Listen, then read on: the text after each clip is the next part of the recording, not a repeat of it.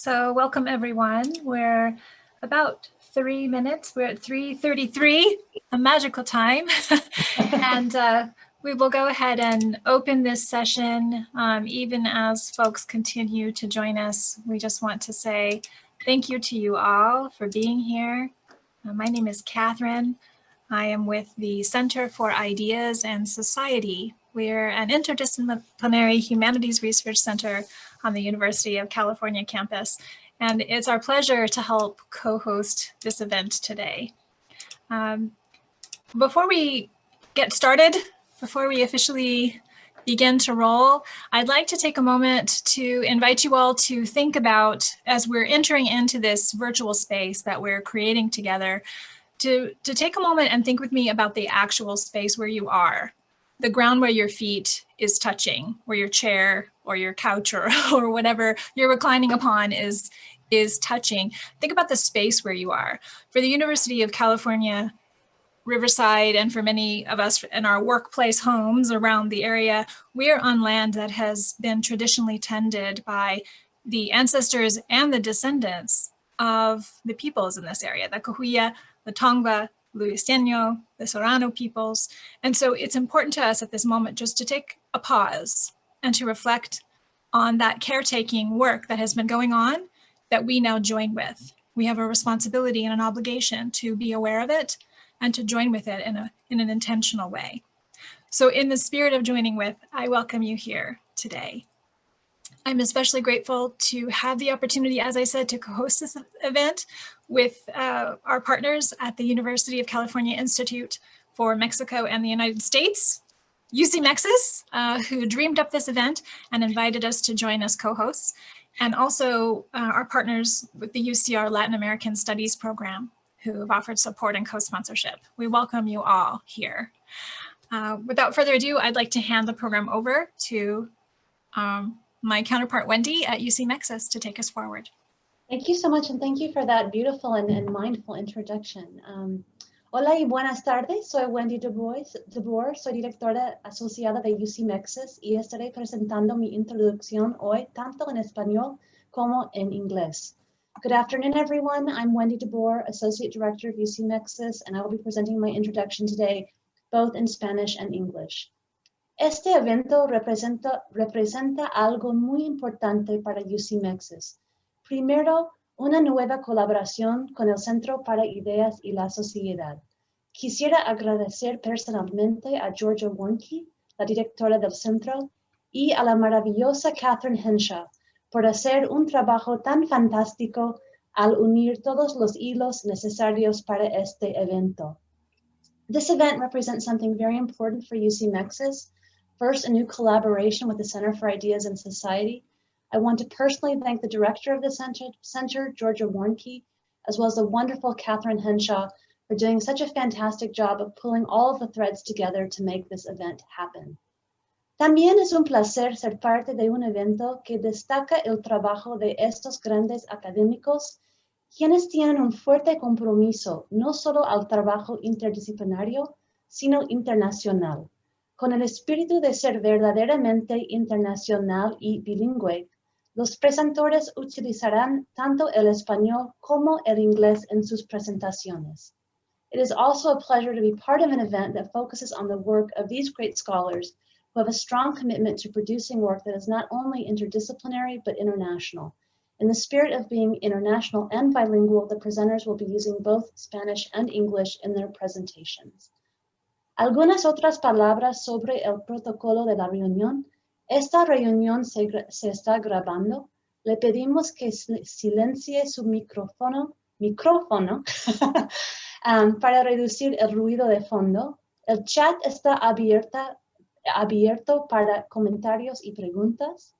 Durante la sesión de preguntas y respuestas, por favor, utilice la función levantar la mano si desea formular su pregunta verbalmente. A few other words about this meeting protocol. It's being recorded. We ask that you mute your microphone to reduce background noise. The chat is open for comments and questions, and please, during Q&A, use the raise the hand feature if you would like to ask your question verbally. Finally, this part I will do in English in the interest of time.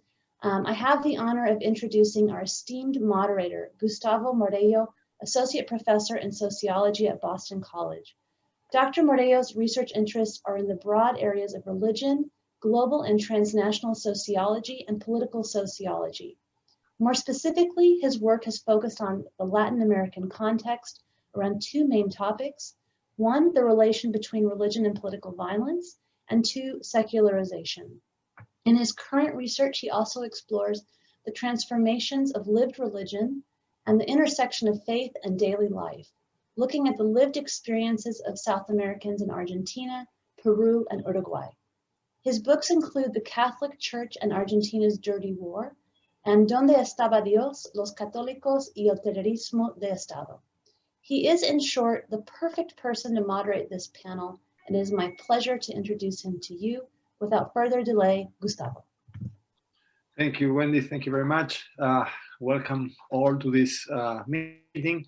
And I will introduce the speakers at this moment, and then once they are finished with that, I will introduce our two moderators for the rest of the meeting. So our first speaker will be Jennifer Shepherd-Hughes.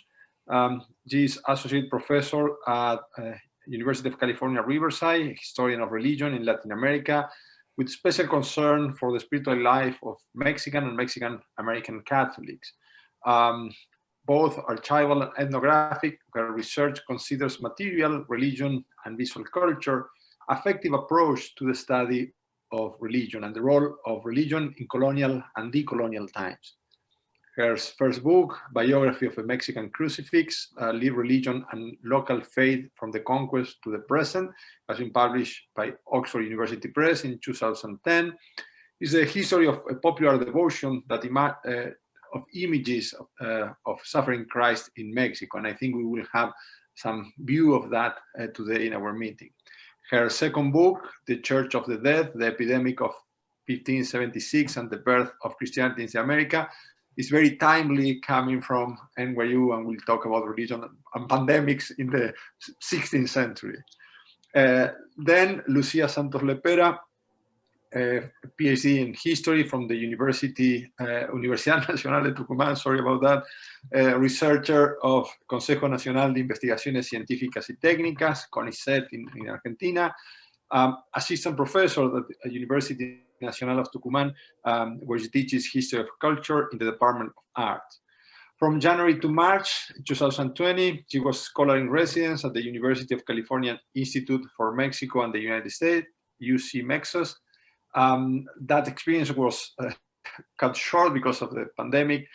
So to some extent, we are honoring her visit to the state and bringing her back, at least virtually. Her research focused nowadays in the social and cultural history of Catholicism in Argentina in the 20th century. And finally, our third speaker, Bernard Gordillo Brockman, a native of Nicaragua, a scholar in residence at the University of California Institute for Mexico and the United States, research associate at the Center for Iberian and Latin American Music, holds a PhD in music from the University of California, Riverside, and is currently working in a book entitled Canto de Marte, Art Music, Popular Culture, and the U.S. Intervention in Nicaragua, a cultural history examined through music, compositions, and the published writings and social networks of Nicaraguan composer Luz Abraham Delgadillo. So let's welcome our presenters, and I give the floor to Jennifer. Thank you very much, Gustavo, for that introduction, and I'm grateful to be here and to be in conversation with you all. Para empezar, voy a ofrecer un breve resumen en español en el espíritu bilingüe y transnacional de nuestro taller. Quiero proponer voy a hacer dos puntos. Primero, en los 20 minutos que me quedan, quiero invitar o proponer una reflexión sobre el lugar de teología, o podemos hacer analíticas teológicas in el contexto de la universidad secular, right? So here we are in a secular university, and yet the sort of theme of Catholic theology is coming to the fore. ¿Qué lugar puede tener teología en este contexto o qué lugar debe tener? Segundo, mis reflexiones hoy consideran una serie de rebeliones armadas y violentas contra las reformas del Concilio Vaticano II, tal como se implementó en la diócesis de Cuernavaca. Allí reinó durante 30 años el célebre obispo don Sergio Méndez Arceo, y bajo su obispado, Cuernavaca surgió como uno de los centros más importantes del Vaticano II y de la teología de la liberación.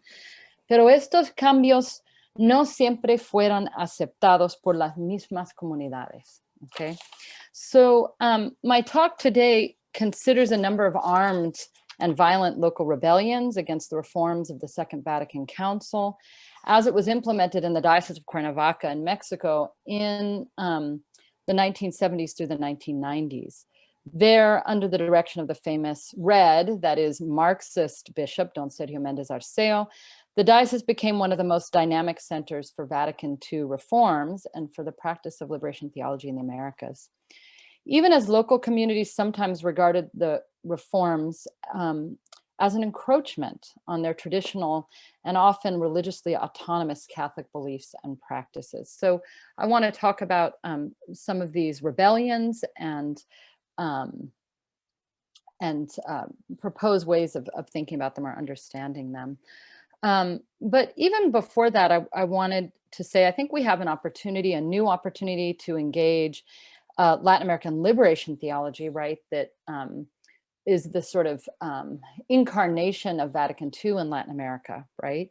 Not just as I think we're mostly doing here, that is as a largely cultural historical object or political and religious movement, but I think we can also begin to consider seriously its theological claims and analytics. And I don't have a PowerPoint presentation, but I have a little show and tell. So here I want to refer to the recent publication of UCLA Chicano Studies faculty member Robert Chao Romero and his book, Brown Church, 5 Centuries of Latino Social Justice, Theology, and Identity. So this is recently published and a lot of people are thinking about it. His provocative religious history paves the way, I think, for possible rapprochement with theology, not just within the fields of Chicano, Latino, and Latin American studies, but perhaps more broadly within the secular university, especially as we pursue more liberating and decolonizing practices, which may or may not push against the traditional distinction between confessional and scholarly approaches. So just kind of wanted to open with that possible frame. To transition really more into the substance of what I want to talk about, from the 1970s to the late 1980s in several rural communities in the eastern part of this Mexican state of Morelos, and to name some of the specific ones in Totolapan, Atlatlaucan, Tlayacapan, and others. These communities rebelled against their priests and bishops as they sought to institute liturgical and political reforms in their parishes. They rejected, in particular, Vatican II reforms, which they perceived as threatening to their traditional celebration of saints' images. They did this even as they sometimes embraced the politically leftist activism offered and proposed by liberation theology.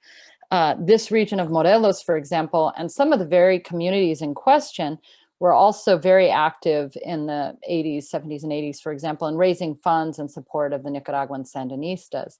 So the town of Totolapan, a small community, rural community, not a wealthy place, sent more money to the Sandinistas than anywhere else in Mexico.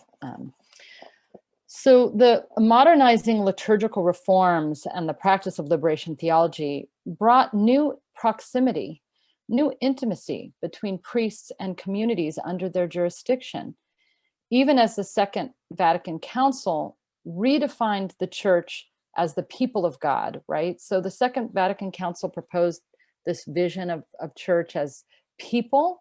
This was a more inclusive vision, potentially a less hierarchical vision, one that might, for example, decenter clergy and priests.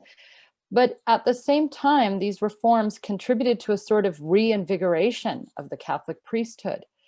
The parish priest was now folksy and accessible, more present to his flock. Under liberation theology, this was amplified. The model of the liberationist priest was grounded in a practice of solidarity with the grassroots, even sometimes compelled to take up arms in defense of his flock, as in the case of the famous Colombian socialist priest, Camilo Torres, right? UC Santa Barbara historian Sarah Klein has called liberation theology nothing less than the remasculinization of the Catholic priesthood. In the Mexican state of Morelos, these 20th century ecclesial innovations played against the backdrop of the state's paradoxical history of deep-seated anti-clericalism on the one hand, so a history of sort of tension with priests, and its lineage of revolutionary priests on the other hand, so Miguel Hidalgo and Jose Maria Morelos, for example. Vatican II and even the theology of liberation were sometimes regarded as an encroachment on local religious autonomy as these priests gained kind of moral authority and increasing access and power in the communities.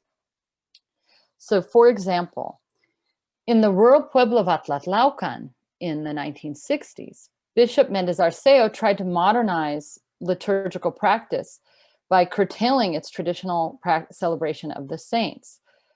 A well-meaning priest, parish priest in the community, had removed several saints' images from the church sanctuary and replaced the traditional crucifix with a more modern one.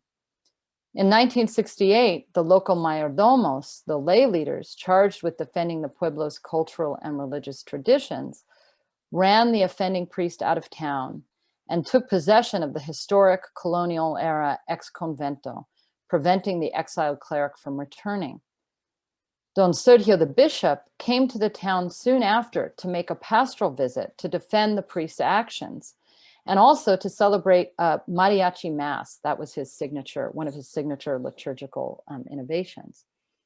Bernard will probably have something to say about that. But there were so many people in the town, the whole town showed up for this visit by the bishop.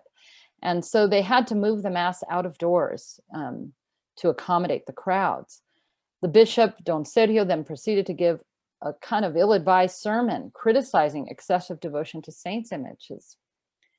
Angered and pained at this offense, the faithful local Catholics leapt into action, threatening him. They said, "You say you no longer want to see these images here in our church, where luckily here we have in our hands two kilos of rope ready to hang you from this little tree. You come here to take away our images, to remove them from the church? Well, we'll hang you, Bishop, here and now."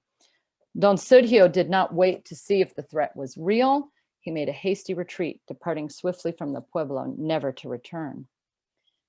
One local believer recalled decades later, this bishop, this Mendez Arceo, he did not believe at all in our images and our saints. He wanted to erase our Christian religion. 30 years later, in 1998, something similar happened in the pueblo of Totolapan, where I did my work on the Mexican crucifix. The local mayordomos there held their priests hostage in the church sanctuary with machetes, accusing them of offending their titular saint, their patron, an image of Christ crucified known as the Cristo Parecido. So how do we explain this, or how do we contextualize this? In Atlatlaucan, as elsewhere in Latin America, the reforms of Vatican II and Medellin came into direct conflict with the jurisdiction of mayordomos as protectors of saints and guardians of local costumbre or custom. In Mexico, the mayordomia was the primary institution through which indigenous communities and indigenous descended communities brokered their appropriation of Christianity, the principal mechanism for the production of the syncretic, hybrid expression of indigenous religion and local Catholicism that are understood today as the Mexican Church. For their part, the faithful believers of Atlatlaucan were protective of their culturally specific model of Catholic self-governance, an indigenous Catholic ecclesiology grounded in the authority of their designated community elders. After the Second Vatican Council, the mayordomos in Atlatlaucan protested the lack of consultation regarding modifications to liturgical practice.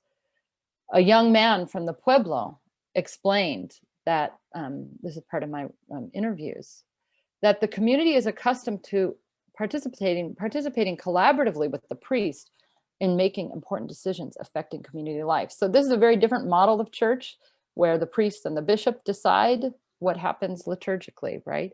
So this young man says, when the priest and the community board reach a consensus on a topic, and I thought consensus was more for Quakers, right? That decision is then submitted to the other local religious organization, the mayordomías, for approval. These religious bodies also have a fundamental role to play. Each organization dedicated to the celebration of a different saint has a right to vote, shall we say, in decisions made by the church. So this is a sort of church by democratic vote and by local rule. In practice, in fact, the priests and the bishops are supposed to submit to community decision-making processes. So all matters of local religious significance were to be submitted to the mayordomías for approval before implementation. And so another community member of Atlatlaucan said, with respect to the bishop and the pope, we have no need to obey them. We have our own leaders, after all. In Mexico, mayordomías have been a site of contest and conflict between lay Catholics and their clergy from the colonial period. Any challenge to the mayordomía was perceived as a threat to community autonomy and self-governance. So much so that during the late 18th century, one archbishop worried that any effort to curtail them would lead to violence. This historic cultural context explains why the local laity in the eastern part of Morelos expect their parish priests and even bishops to defer to the power of the mayordomos, and not, as we might expect, the other way around. In the course of the resulting local conflicts that rocked his diocese, Don Sergio had come to see that the devotion to the saints and the customary faith that surrounded them were vestiges of a colonial past, symbols of a kind of backward traditionalism that were the product of Spanish colonial rule. So for Don Sergio and his priests, they saw this effort to displace the sort of traditional saint devotion as a decolonial, anti-colonial effort. And yet for the local mayordomos and mayordomías, they perceived that the incursion, this new incursion of priests and bishops as a kind of new colonialism, right? A new incursion into their community autonomy that they had established. Understanding the inherited structures of church self-governance enacted in indigenous Catholic communities in Mexico helps to explain the vociferous rejection of Vatican II liturgical reforms in Atlatlaucan and other traditional pueblos in the diocese, even as the utopian political vision of liberation theology was still embraced, often in those very same communities. So I'm going to stop there at about the 15-minute mark, but I look forward to conversation and discussion in our time at the end. Thank you. Thank you very much, Jennifer. So from Mexico, let's go to Argentina, and we're going to stop in Tucumán, northern part of Argentina. We have some crowd from Tucumán and from Argentina. I saw in the public there. So thank you.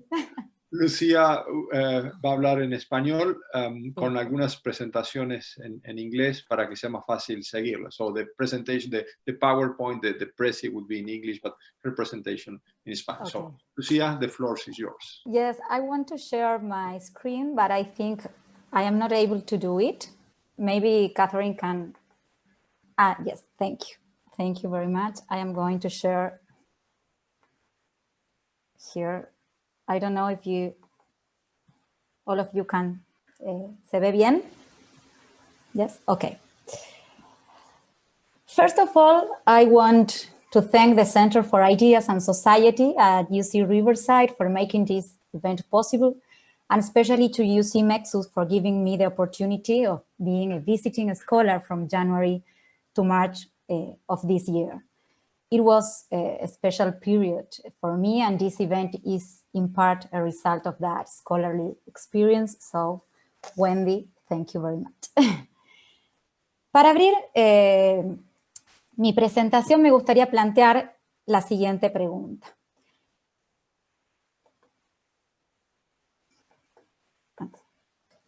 ¿Cuál fue el rol de los sacerdotes tercermundistas en el ciclo de protestas desarrollado en Tucumán hacia finales de la década de 1960?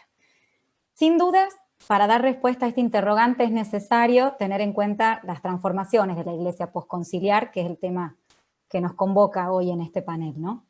El impacto del Concilio Vaticano II, también como señaló Jennifer, contribuyó de hecho a un replanteo global de la figura del sacerdote.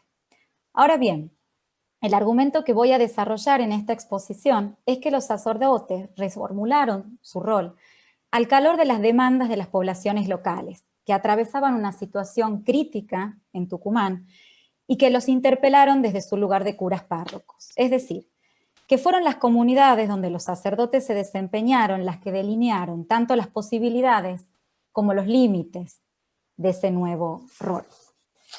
En Tucumán se vivía, provincia ubicada al norte de Argentina, como lo muestra el mapa, se vivían las consecuencias de una prolongada crisis de la industria azucarera. Esta crisis tuvo su punto de inflexión con el golpe de Estado de 1966, uno de los 6 golpes que tuvo Argentina en el siglo XX. Y el gobierno de facto de Juan Carlos Onganía decidió la intervención y el cierre de 11 ingenios, equivalentes a 1/3 del aparato productivo, provocando la debacle de la agroindustria tucumana. Ahí pueden ver los ingenios que fueron cerrados. La provincia se vio sumergida en el colapso económico y social completo, y esto tuvo efectos dramáticos plasmados en la desocupación, la pauperización y la migración masiva. 1 de cada 3 tucumanos emigraron hacia las periferias de las grandes ciudades del país.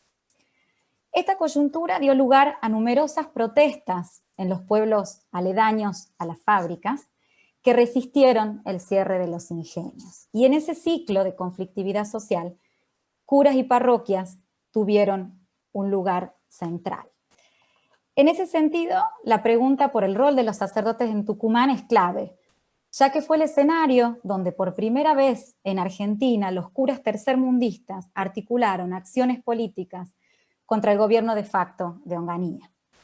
Me gustaría mostrarles brevemente algunas fotografías que creo que son elocuentes del rol que tuvieron los sacerdotes en ese contexto de crisis.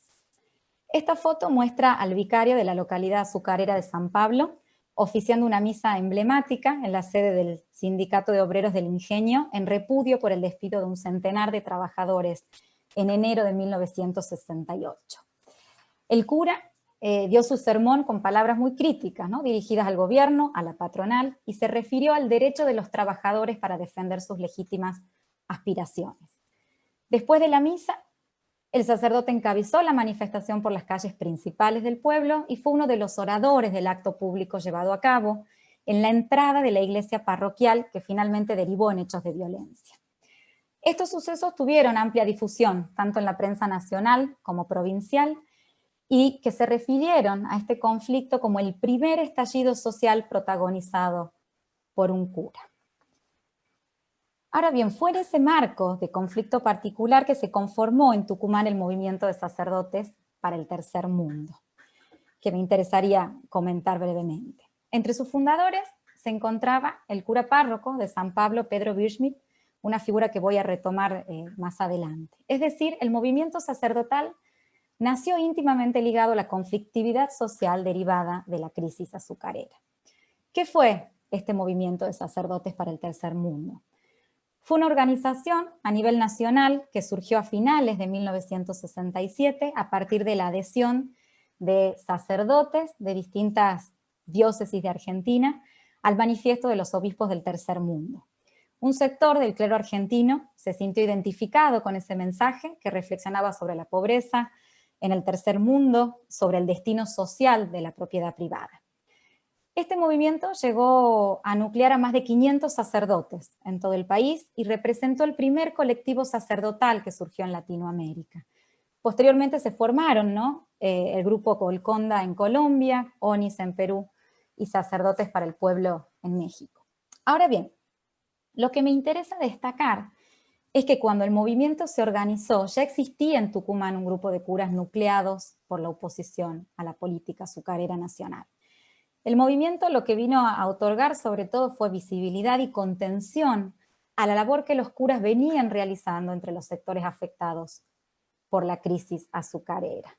Como ocurrió, por ejemplo, en este pueblo, Villa Quinteros, un pueblo azucarero, y en esta foto se puede observar al cura párroco que también había adherido al movimiento de sacerdotes por el Tercer Mundo, siendo orador en un acto para repudiar la brutal represión de la policía a quienes estaban reclamando por el cierre del ingenio local. Y como muestra la foto, el cura tuvo un rol protagónico en esas acciones de protesta, presidió la Comisión Pro Defensa del Pueblo, que al igual que en casi todos los pueblos de ingenios cerrados, esta comisión reunió a obreros, a comerciantes, a productores agrarios y a vecinos en general, que se organizaron por la supervivencia de sus comunidades. Esas comisiones fueron presididas por los curas párrocos, que fueron figuras también que desde ese lugar mediaron en las negociaciones con el gobierno provincial y lideraron, como en los casos que les comentaba de San Pablo y Villa Quinteros, las acciones de resistencia. Como lo muestran estas fotos, para quienes participaron de este ciclo de protestas, la presencia de los sacerdotes fue indiscutible. Sin embargo, el rol de los curas concitó una atención muy secundaria en los análisis posteriores, que se centraron principalmente en el papel de la clase obrera, en los sindicatos y en los conflictos sindicales, en la protesta. Tampoco se tomó en cuenta la dimensión religiosa de las protestas frente al cierre de ingenios, que creo que es imposible de soslayar. Las misas de campaña, las procesiones contra el cierre de fábricas portando imágenes de santos patronos, las homilías y sermones que reflexionaban sobre la situación crítica de las comunidades, todas fueron imágenes cotidianas plasmadas en la prensa nacional y provincial. Pero como mencioné al principio, mi propuesta es recuperar justamente las experiencias parroquiales y las vivencias de los sacerdotes tercermundistas en el marco de conflictividad política y social de finales de la década de 1960. Muchos de estos sacerdotes que confluyeron en el movimiento tercermundista habían asumido como curas párrocos varios años antes que estallara el conflicto social y que este movimiento se conformara. Por esa razón, una de las preguntas que guiaron mi investigación se centró en las trayectorias previas de esos sacerdotes, en las formas situadas de ser cura, en sus prácticas comunitarias y en el modo en que se relacionaron también con sus feligresías. Desde esta perspectiva, creo que se puede ofrecer una respuesta a mi pregunta inicial. Voy a retomar brevemente la trayectoria de Pedro Birschmidt, que fue el cura párroco del pueblo de San Pablo entre 1954 y 1972.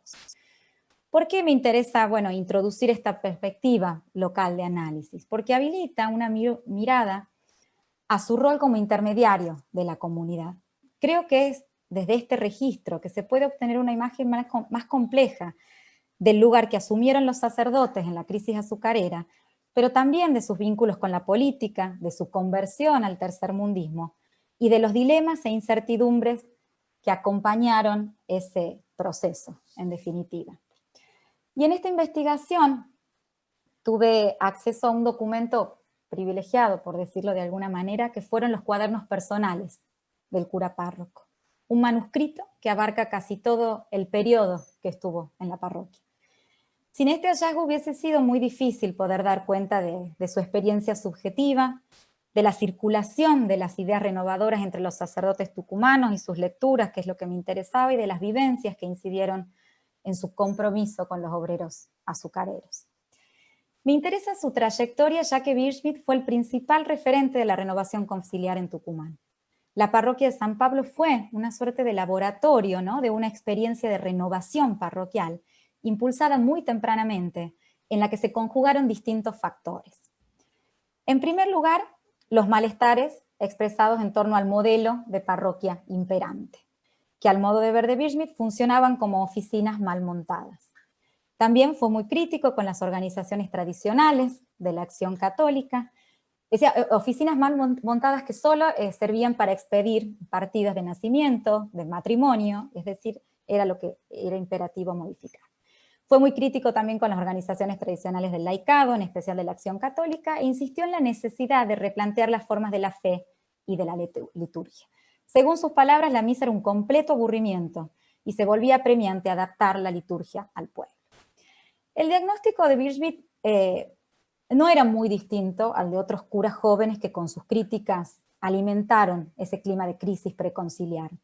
Y fue en ese contexto y al calor de lecturas que circulaban en Europa en los ámbitos renovadores y que Birchmith hizo circular entre los sacerdotes tucumanos, que replanteó el lugar de la parroquia como un espacio abierto basado en la idea de integrarla a la vida social del pueblo. Pero ya voy a volver sobre esta idea. Y otro factor central que incidía en este imperativo de renovación era la necesidad de acercar la religión a la población obrera local.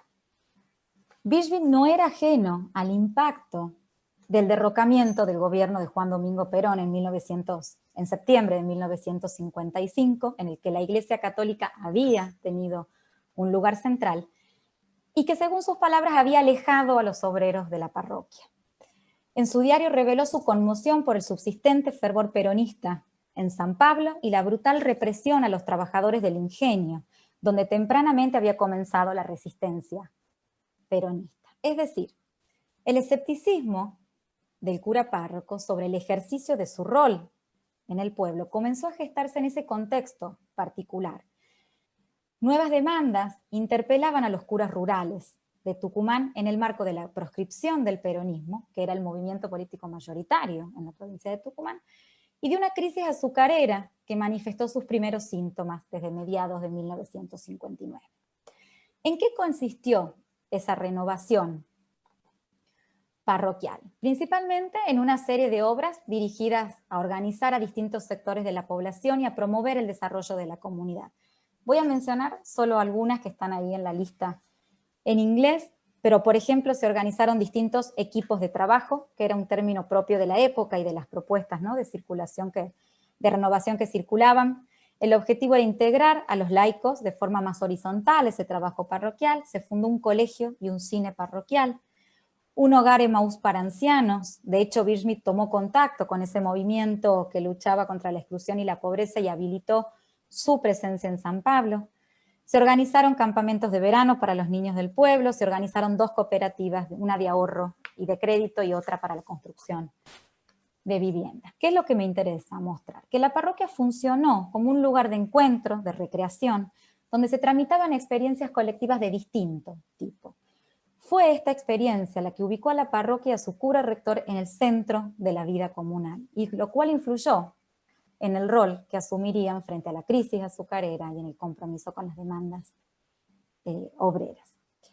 Al mismo tiempo, el cura párroco también construyó su autoridad como representante de intereses locales. Se desempeñó como rector del colegio parroquial, fue presidente de la junta vecinal, coordinó la amplia red de colaboradores, ¿no?, que trabajaban en estos proyectos de la parroquia, negoció con el gobierno y con los dueños del ingenio para obtener los recursos para esos proyectos, es decir, negociaba con otros actores de poder, se posicionaba localmente y a veces con más o menos dificultades.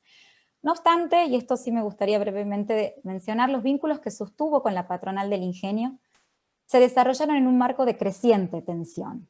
Si bien reconocía que los aportes de la fábrica al sostenimiento del culto y de los curas constituía una práctica arraigada en estos pueblos, Birchmith impugnó esa tradición de estrecha vinculación y rompió con la asociación de 2 mundos, de alguna manera ese mundo del cura social y el del católico de las donaciones. Ahora bien, lo que quería comentar es la forma en que la profundización de la crisis azucarera y los desafíos que les impuso como curas de las localidades afectadas fue lo que llevó a Birchmith a organizar encuentros con los curas de los pueblos de ingenio. Su argumento era que tenían problemas y demandas comunes a las que dar respuesta. Y en esas reuniones también se comenzó a discutir las novedades del concilio, ¿no? Concomitantemente. Pero fue su viaje a Europa a principios de 1967 donde tomó contacto con la encíclica Populorum Progressio, cuya lectura inspiró cuestionamientos sobre su rol en San Pablo. Apenas concluye su lectura, escribe en sus cuadernos: no estamos ya para administrar la Iglesia desde el momento que administrar significa una actitud conservadora y estática. ¿En qué consiste la evangelización? ¿No se ha recomendado en el concilio que debemos apacentar, regir y gobernar? Por otra parte, ciertas inquietudes de orden social inquietan permanentemente mi espíritu al ver la miseria, falta de trabajo, desigualdades e injusticias, que pienso, si no sería evangelizar, ocuparse de estos problemas y buscarles solución. Bueno, al regreso de su viaje y frente a la incertidumbre, ¿no? y de las protestas obreras frente al cierre de ingenios, Bishop planteó a otros sacerdotes el dilema de seguir en una acción meramente cultural o comprometerse con los problemas temporales. Y esto fue clave porque cuando los acontecimientos se precipitaron en San Pablo, tales replanteos gravitaron en su decisión de acompañar la protesta en los pueblos. Tal como fue mencionado al inicio de esta exposición, cuando los obreros del ingenio tomaron conocimiento del centenar de despidos oficiados por la empresa, ¿no? propietaria de la fábrica, se presentaron directamente junto con el dirigente sindical en la parroquia y le exigieron al cura que los acompañe en sus reclamos. Esos acontecimientos de San Pablo se erigieron en un conflicto emblemático que puso en el centro del debate cuál debía ser el rol de los curas frente a la crisis azucarera. Los medios de prensa se refirieron al conflicto como la primera vez que la voz de la Iglesia posconciliar se hacía escuchar abiertamente en el país, echando por tierra toda complicidad con el capitalismo. Asimismo, fue un parteaguas al abrir camino al compromiso que en adelante asumieron los curas párrocos de pueblos vecinos también. No obstante este compromiso, las dudas y cuestionamientos en torno al rol que debía desempeñar en ese contexto no desaparecieron. Pero junto a esos interrogantes reconocía también que la situación crítica de la población los interpelaba y que en ese contexto no tenían muchas opciones más que acompañar los reclamos considerados justos, tal como lo escribí en sus cuadernos. En síntesis, y para terminar, lo que me interesa mostrar es cómo un registro de análisis local permite entrever que el protagonismo de los sacerdotes en las protestas derivaba del modo en que habían construido su posición en la comunidad local y de las transformaciones en la concepción del sacerdocio. Bishop replanteó su rol alentado por los cambios que se suscitaban en el mundo católico, pero principalmente a partir de los problemas inmediatos de la población, ¿no? que los interpelaba y que lo interpelaban a él desde el lugar de párroco que había construido. De ese modo, los curas tercermundistas intervinieron en la política a través de experiencias concretas de acercamiento a obreros, desocupados y pobres. En definitiva, creo que fue una experiencia histórica que configuró una cultura política católica con fuertes resonancias en la Argentina del presente. Bueno, muchas gracias.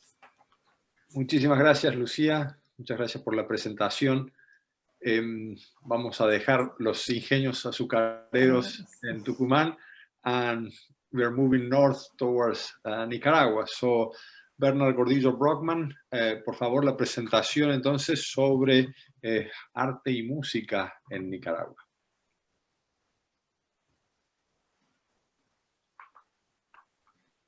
Your mic, Bernard.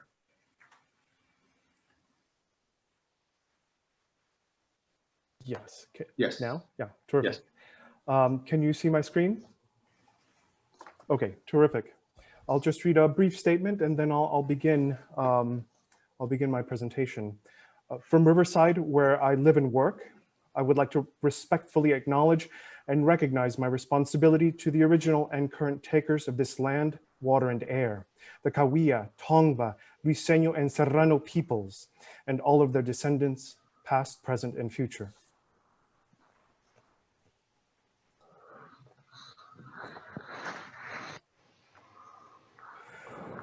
In September of 1969, the progressive Nicaraguan Catholic newsletter Testimonio called attention to the fate of a commercial LP recording of the Salmos by poet-priest Ernesto Cardenal.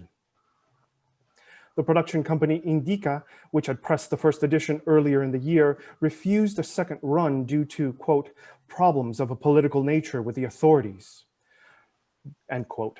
The company's difficulties may not have been all that unexpected in that the LP, a recording of the Misa Popular Nicaragüense, Nicaraguan folk mass, and a selection of psalms by Cardenal and songs by William Agudelo, carried an explicitly political message shaped by Christian doctrine. This was no more apparent than in the artwork on the record jacket. Drawn by Matagalpa Indian artist Leoncio Sáenz, the jacket is wrapped in hybrid religio-political imagery. On the front presents a dystopian crucifixion scene in which a naked peasant as Christ, or Christ as peasant, meets his end on a makeshift cross while flanked by witnesses. At left, his family looks on with dread as a house burns in the distance. At right, a melange of people completes the macabre spectacle. Soldiers point their bayonets at the condemned, a seated military figure wields a bone staff, the Catholic hierarchy avert their gaze, and nondescript men crowd the background. Carrion birds hover above the crucified. The scene is an allegory of the plight of the poor and oppressed in Nicaragua in the late 1960s. It is a thinly veiled critique of President Anastasio Somoza Debayle and his placation by the ranking bishops of the Nicaraguan Catholic Church. Although less complex, yet equally grim, the drawing on the back cover is of a torture chamber, a site where human rights abuses are conducted in secret. Unlike the front, this scene is more documentary. It is a vignette of the torture endured by political prisoners at the hands of a repressive state. The drawings lay bare the political realities in Nicaragua and the responses through socially committed music and poetry on the recording. Clothed in representations of violence and corruption, the LP sang of collective agency and a struggle for liberation. The Misa Popular and Salmos were the products of two closely tied communities in Nicaragua shaped by popular Catholicism.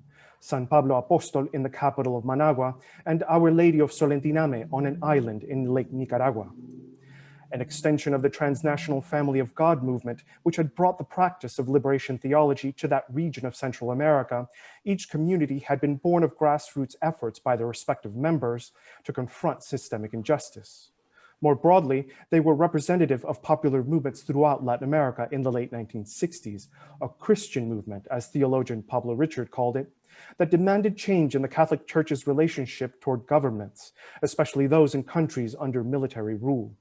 Expressive and material culture flourished within these movements and saw a confluence of politics and religion in music, poetry, and the visual arts. The LP of the Misa Popular en Salmos was a notable cultural product of this wave of change for a number of reasons. Firstly, it was part of a greater proliferation of vernacular masses and musics throughout Latin America, as affirmed and sanctioned by the Second Vatican Council in 1963, and affirmed and reaffirmed by the Latin American Episcopal Council in 1968. Secondly, within this proliferation, the LP was among a rare handful of recordings that documented the expressive practices of popular church communities, as opposed to art music compositions resulting in recording projects. And lastly, the recording of the Salmos appears to be the earliest sound document of socially committed song in Nicaragua, concurrent with the rise of protest music throughout Latin America during the 1960s. Drawing on research undertaken in Nicaragua and the United States, I will argue that the musical settings of the Salmos are a type of Latin American protest song as yet examined in the literature, a socially committed religio-political musical expression with local and universal meaning, one I will refer to as a devotional protest song.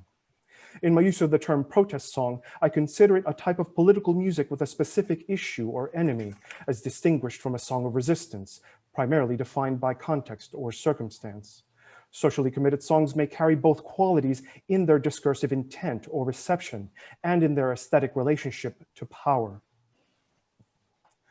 Ernesto Cardenal created the Salmos in response to a late modernity engendered by particular anxieties of the Cold War in Latin America. They came out of his experiences as a novice at the Abbey of Our Lady of Gethsemane in Kentucky during the 1950s, where the collective singing of psalms, a cyclical and monotonous sacred ritual, drove him to distraction. He often updated the ancient Hebrew narratives in his mind while singing in choir and created vivid contemporary political imagery. After leaving Kentucky, his imagination took shape in the reconstruction, or temporal translation, as he referred to the process, of 26 psalms published as a collection in 1964. The resulting salmos are a hybrid creation in which Christian doctrine and political ideology inhabit a liminal space, a prayer song that seeks to resist or protest the ills of modernity.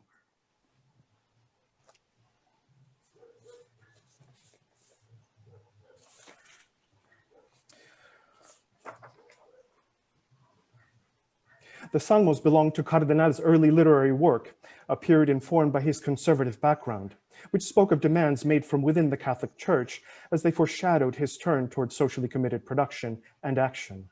This work would later culminate in El Evangelio en Solentiname, the Gospel in Solentiname, and the Misa Campesina Nicaragüense, Nicaraguan Peasant Mass. The theme of protest pervades the Salmos through the invocation of universal and local targets, at once preserving some of the original biblical contexts and dislocating them through resignification. Cardenal's universal enemies are oppressive state institutions, the Nazi SS, Soviet NKVD, and the FBI, as well as those apparatuses which sow fear, distrust, and misery, and are thus worthy of his contempt. War councils, peace conferences, political parties, armed forces, media for the dissemination of propaganda, and processes leading to the torture of political prisoners. Although Nicaragua is never explicitly named, his invocation of the Guardia Nacional, the Nicaraguan National Army, targets a local instrument of the state historically employed to arrest social protest or dissent. Behind naming the Guardia Nacional, however, is the true target, the Somoza family, which had ruled Nicaragua for nearly 3 decades at the time of the first publication of the Salmos. Looming above these enemies is fear of global nuclear annihilation as a perpetual anxiety of the Cold War in Latin America. The contents on side B of the Misa Popular recording offer no explicit indication of an overarching theme, yet on closer inspection, a particular Catholic ritual comes into focus. The poem 2 a.m. on the first track sets the stage for the sequence that follows. Composed while still a monastic novice in Kentucky, the opening verse recounts Cardenal's mental distractions while chanting the Psalms. 2 a.m. Es la hora del oficio nocturno y la iglesia en penumbra parece que está llena de demonios. Esta es la hora de las tinieblas y de las fiestas, la hora de mis parrandas, y regresa mi pasado.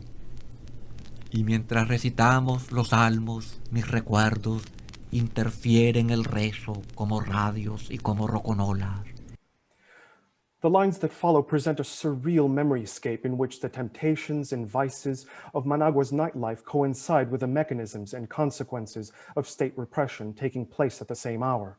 The poem 2 a.m. is an introduction, I assert, that discloses the collective function of the salmos and songs on side B. As such, the poem is neither a psalm nor a song, and can thus be removed from further consideration. The final song, Hemos de ser sinceros, we ought to be genuine, is also removed as it was not part of the Cardenal Agudelo project. The community of San Pablo recorded one of their favorite songs, specially used to fill out the side. The remaining 9 pieces are ones either recited by Cardenal or the Nicaraguan poet Pablo Antonio Cuadra, or sung by Colombian writer-singer William Agudelo, a co-founder of Solentiname. Divided into 3 sets, each containing 3 poems, the new ordering reveals a Matins service, a canonical hour observed at 2 in the morning. The poem 2 a.m. situates the formal structure of side B as a socially committed canonical hour for the post-Vatican II era, and a fitting companion to the Misa Popular Nicaragüense.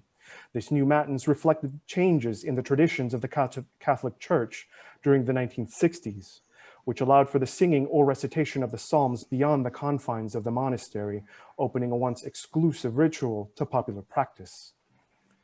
William Agudelo set a handful of salmos to music and arranged them for voice with an accompaniment of electric guitars and drum kit. Exhibiting a resonant baritone voice, he sang each of the musical settings, in addition to a couple of his own original songs, Para cantar un requiem, to sing a requiem, and Resurrección. In stark contrast to the Nicaraguan folkloric style in the Misa Popular, his musical settings drew inspiration from Beatles-era rock and roll, into which he weaved plain chant. His use of rock and roll transcended local meaning and connected the salmos to his songs to broader countercultural musical expression of the period. I will examine Salmo 129. Traditionally interpreted as a prayer song of the sinner, Cardenal dislocated the text of Psalm 129 into the cry of a political prisoner.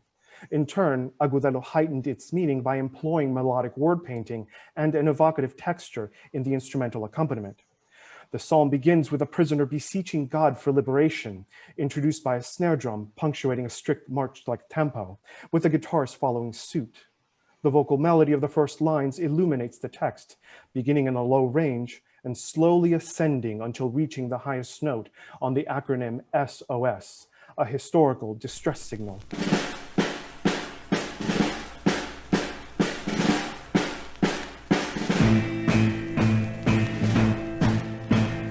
Desde lo profundo clamo a ti, Señor, clamo de noche en la prisión, en el campo de concentración, en la cámara de tortura, en la hora de las tinieblas, la hora de la investigación. Oye mi voz, mi SOS.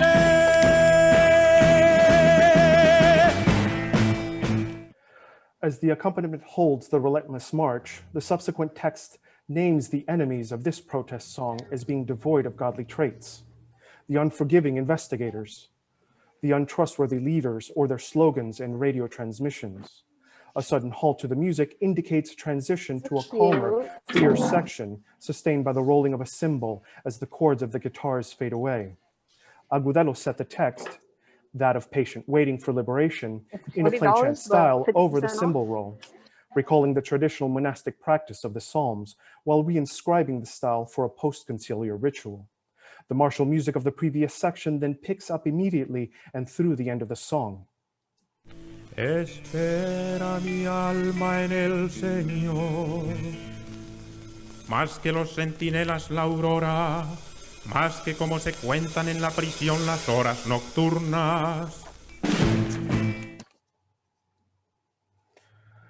Agudelo composed songs from the very beginning of Solentiname's founding in 1966. In our conversations, he recalled that protest was not necessarily a motivation for his setting the salmos or other poetry to music, much less composing original songs. His intent was to make poetry accessible through song to people who could not read or had no access to books. Both singing and the playing of guitars were some of the liberation practices at Solentiname alongside that of painting and sculpture. These were integral to the process of creating awareness, as Agudelo referred to concientización, pointing to the role of liberation theology at the heart of Solentiname's basis for community and its social and political engagement with the outside world. Although he was somewhat reticent about the broader meaning of his music, Agudelo's songs and arrangements contributed to a repertoire of devotional protest music that marked a period of social mobilization by Catholic clergy, university students, and workers in Nicaragua from the middle of the 1960s onward. His songs found affinity with protest musics from other parts of Latin America, where the rise or perpetuation of repressive regimes inspired musical resistance or protest, some of which was informed by Catholicism or Christian doctrine. The Nueva Canción movement in South America, among the most well-known and studied of socially committed Latin American musics, created noteworthy examples of this type of song. Chilean singer-songwriter Ángel Parra was one of the first to compose a devotional protest song. Included in his vernacular mass entitled Oratorio para el Pueblo, Oratorio for the People, released on LP in 1965. Carrying an instrumental accompaniment of quena, charango, and bombo, characteristic instruments of South American folkloric popular music, as well as a full choir, the first line of the song for After Communion openly questioned the social inequality he witnessed in the celebration of the liturgy. Parra asked, "If we eat from the same bread, then why are we separated?"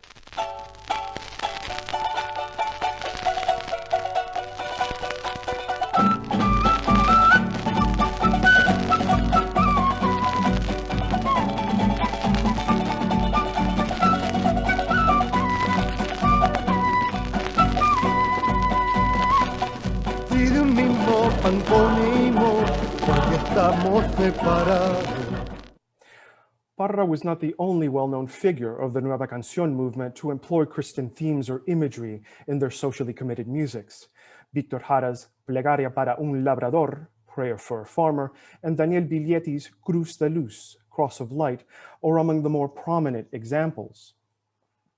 The community of Solentiname came to an end in 1977, the year in which the Guardia Nacional sacked and burned its buildings, forcing the dispersal of its membership, some of whom fled the country. By this time, much of the community had joined the Sandinista movement and were targets of the military. And still, Agudelo continued to sing. That same year, he recorded a solo LP entitled Songs from Nicaragua with a German label, TBD.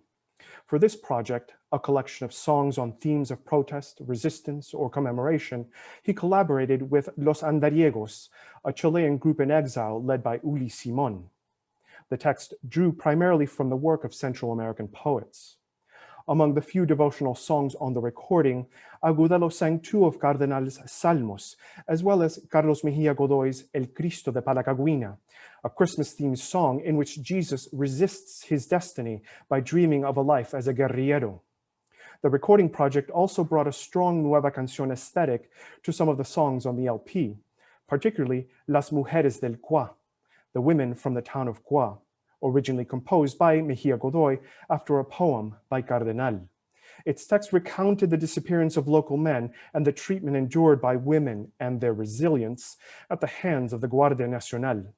The quenas, guitar, and bombo in the introduction foretell the wailing and suffering expressed through the text and interpreted by Agudelo. The opening verse recalls the musical cry at the beginning of Cardenal's Salmo 129.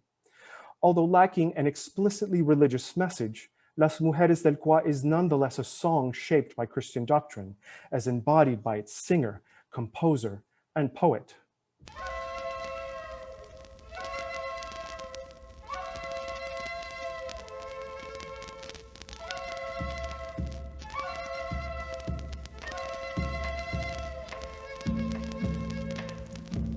Voy a hablarles, compañeros, de las mujeres del Cuá que bajaron de los cerros por orden del general, de la María Venancia y de la Amanda Aguilar, dos hijas de la montaña que no quisieron hablar. Ay, ay, a nadie vimos pasar, la noche negra se traga aquel llanto torrencial. The collaboration between Agudelo and Los Andariegos marked a creative meeting point on which I will briefly reflect in concluding this presentation. The expressive and material culture of popular church communities in Nicaragua was not just an incidental product of their development, but an inherent aspect of their identity as a community and socio-political engagement. There is a deeper consideration to be had in the role of Catholicism or Christian doctrine in Latin American protest music, poetry, and art of the 1960s. In particular, I point to the role of liberation theology or other Catholic liberation practices that collapse together political and religious notions of liberation, the so-called new man, or various forms of social commitment. As well, there is a Central American songbook yet to be defined next to that of the Nueva Canción movement. Such a collection would begin to recognize lesser-known Central American voices, especially those who created and interpreted devotional protest song. Thank you. Thank you very much, Bernard. Thank you for bringing us these sounds of from Nicaragua in the 60s. As a way of transitioning to our Q&A, I will introduce our commentators for the night and encourage all the people participating to submit your question, to write your question on the chat so we can start to collect the questions for our presenters. So let me introduce Timothy Matovina, professor and chairperson of the theology department at the University of Notre Dame. His most recent book are Theologies of Guadalupe from the era of conquest to Pope Francis and Latino Catholicism, Transformation in America's Largest Church, which won 5 book awards, including selection as Choice Outstanding Academic Title. Also, together with him, will be commenting these wonderful papers, Carlota McAllister. She joined us from Canada, from Toronto. She's an associate professor in the Department of Anthropology at York University in Toronto, Canada. A political and historical anthropologist, Carlota studies the formation of political and moral agency in situations of conflict or crisis, working in Latin America to date in agrarian communities in Guatemala and Chile. Her current project examines the dam conflict in the remote Aysén region of the Chilean Patagonia. So without further introduction, Carlota, Timothy, the floor is yours. Thank you. Carlota, would you like to begin or shall I begin? You can go ahead. I'll wait until you. Okay, thank you. Y muchas gracias a los que nos invitaron a este evento y a los panelistas. Esas ponencias han sido muy ricas y es un placer acompañarles en pensar en ellos. Of course, the beauty of this panel is not just each fine presentation, but there's so many themes that cut across the presentations. So interesting thoughts about the adaptation of priests to their life and their ministry after and during the Second Vatican Council, the role and the conflicts over popular culture of various sorts, music, poetry, faith expressions of the people, and of course the struggles for justice that Lucia especially hit, but all the panelists did in one way or the other. So there's so many things to talk about here. Vatican II, of course, is a global event. I think arguably the most influential religious event of the 20th century in global religion, but it didn't have the same effect everywhere. I mean, in each place, even in different places on the same continent, there were different manifestations and different interreactions with the council. So in some ways, these papers are also a collective study of how Vatican II shaped life in Latin America, but they're also a study of how Latin America shaped Vatican II and what it meant in the life of people in Latin America and beyond. So, so much to think about here. Lo que propongo hacer es para cada presentación dar 3 preguntas de pensamiento. And I'll invite the speakers. I think actually the questions I'm going to ask for each presentation could apply to the other presentations as well. So I'm going to ask a lot of questions and I don't think that anyone's going to answer them all. Tal vez algunas preguntas se pueden poner en la categoría de las tonterías de Timoteo y ignorarlas por lo que son. But I think in asking these questions, maybe I'll give you a chance to think about, and if you want to comment on one of them or others, if not, there'll be things for us to have in our ongoing reflections from our sharing this evening. So Jennifer was first. Let's start there. One question for Jennifer, and maybe for the others as well. Liberation theology and related movements are integral to this period in Latin American history, of course. But you point out correctly that there were also conservative and traditionalist actors, and not all of them were merely elite reactionaries. I'm speaking now of the mayordomos and their compañeros, compañeras. So what counsel do you have for colleagues who want to unveil a more comprehensive historical perspective on this crucial period in Latin American history? You know, and I'm talking here about getting beyond, you know, the liberationists and the reactionaries. There are also all sorts of Pueblo people who don't fit easily into categories that are predetermined. And your story certainly brings that up. A second question or some for further reflection. Some scholars argue that the popular piety of traditional Catholics is a rich expression of their spirit, their ability to withstand the corrosive forces of modernity, neoliberalism, and other negative impacts on their communities. They even call the traditions of popular piety the God language of the people, quote unquote. Yet leaders like Mendes Arceo seem to presume that the practices of popular piety are more of an opiate that needs to be liberated with a more prophetic understanding of Jesus the Liberator and the Catholic faith. So what does your study reveal about this question? How should we think about popular piety in Latin America? In Lucia's paper, we saw something quite different, in fact, where the popular piety actually was part of the expression of the movement for liberation. Your paper showed something else. So how should we be thinking about popular piety in Latin America giving various examples like these two. And also, of course, Bernard's, which is not proprietary per se, but it's poetry and other popular forms of expression, music, mass songs, and so on. And thirdly, for Jennifer, more globally, when we think about liturgical renewal of Vatican II, the typical storyline, at least among religious studies scholars, theologians, focuses heavily on the shift to the vernacular and the pitched battles between so-called progressives and conservative Catholics, especially in Europe and North America, as they fought over the revised rites and celebrations. So, there was a renewal after the council, and then under Pope John Paul and Pope Benedict, there was more of a pullback on the renewal. This is the way we often think about Sacrosanctum Concilium and the Vatican II renewal. But Jennifer's study broadens this story beyond the elite West of Catholicism.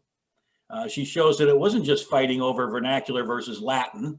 There were lots of other things about popular faith expressions, episcopal authority, local autonomy, that were all part of the story of the liturgical renewal launched by the Vatican II document, Sacrosanctum Concilium. So how might we rethink this topic in light of your study of Cuernavaca, particularly so that it's not just a story about Europe, North America, and the West, but truly a global story of what the effects of liturgical renewal were in many places around the globe. Moving to Lucia, muchas gracias su presentación. Y una primera pregunta, las influencias que transformaron al padre Pedro Wurschmidt incluyeron su inserción en la vida de su pueblo y el cambio de los conceptos del sacerdocio durante el tiempo de que él fue pastor en la parroquia de San Pablo, estos 18 años.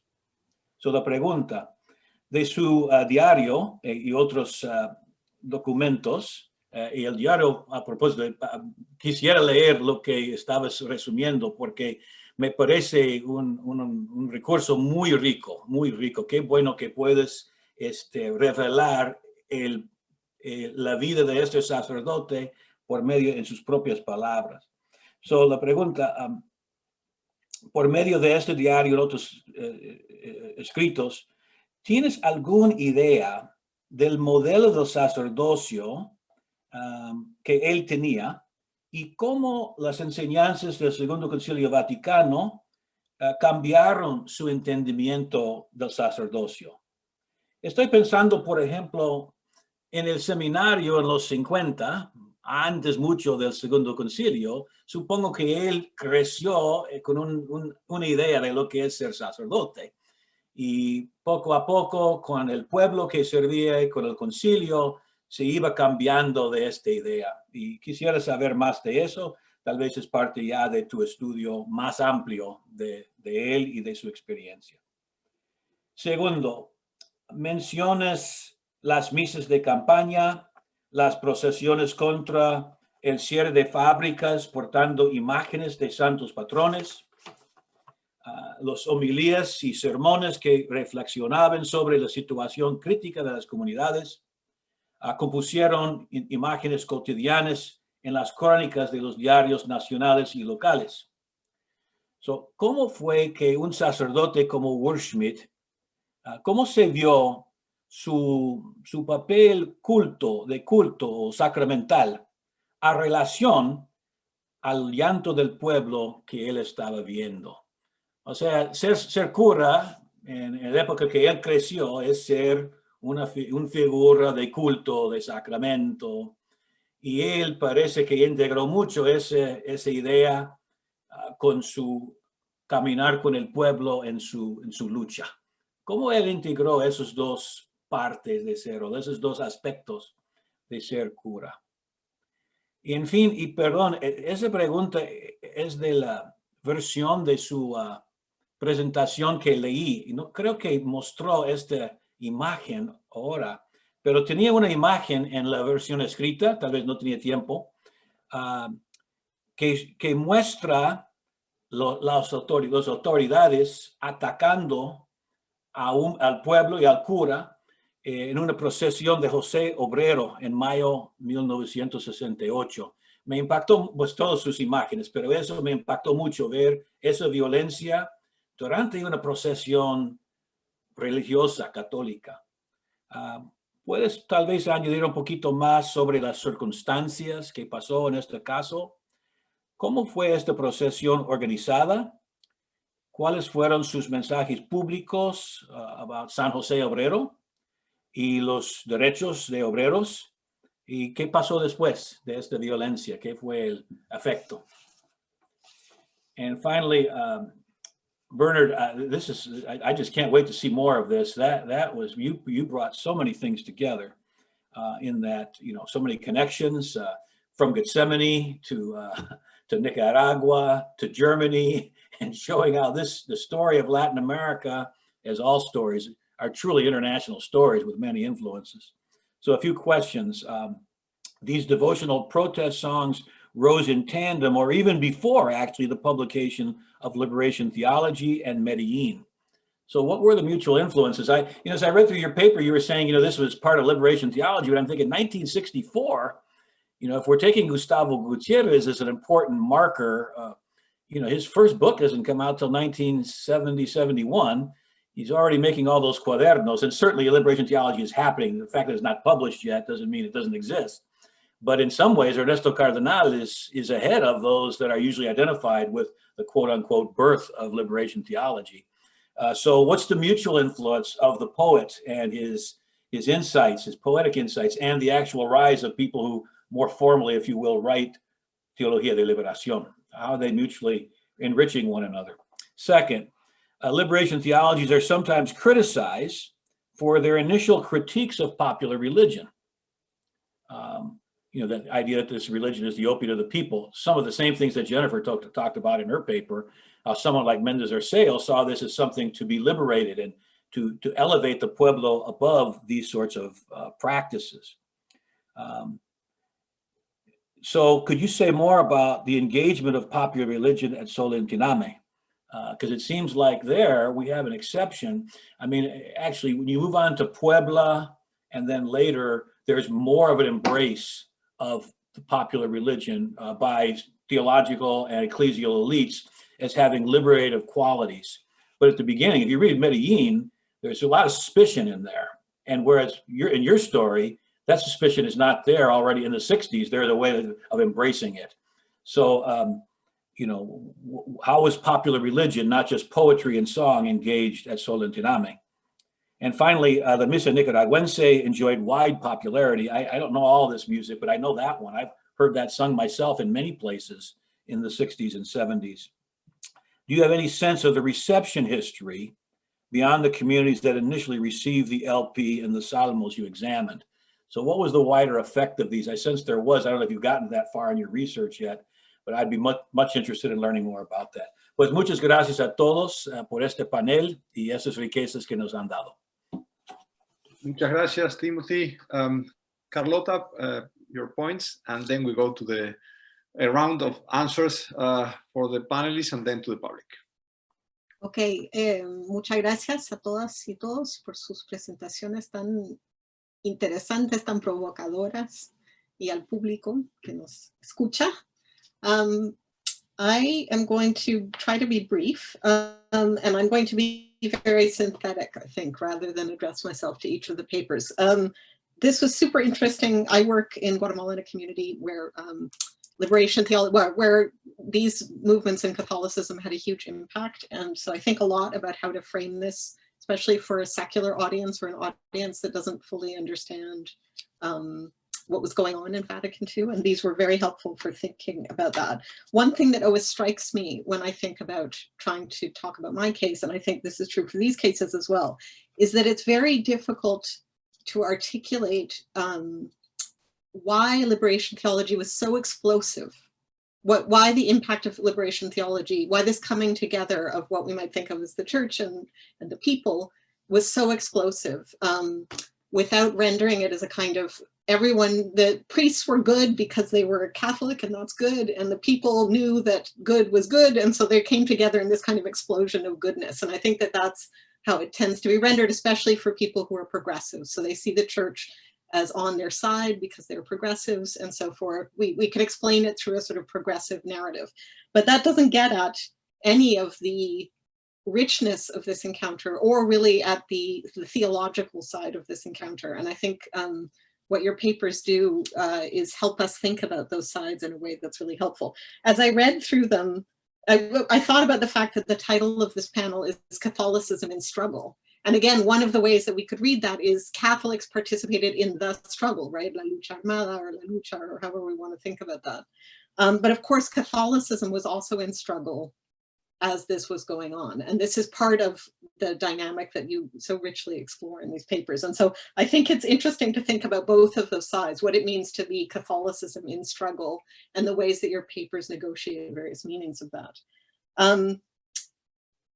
And another thing your papers do that is so enriching and helpful is to see these two sides, the people and the church, as really contributing, not necessarily from equal positions of power, but there's a real coming together there. It's not just one coming to the other.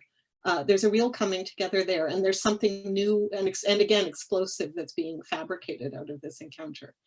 I wanted to talk about three different concepts or words that kept coming up for me as I read through your three papers. Those are crisis, community, and horizontality. And I think that all of these are places where we can really see this coming together of these two different agents explosively. So crisis, we think of the crisis that's going on in the 60s and 70s in Latin America as being an economic or political crisis. We saw ample evidence of that, right? Especially in Bernard's paper, but we know that this is happening across the continent. But of course, the church is in, if not crisis, we don't want to think of the Vatican II as a crisis, but a moment of enormous change and transformation, right?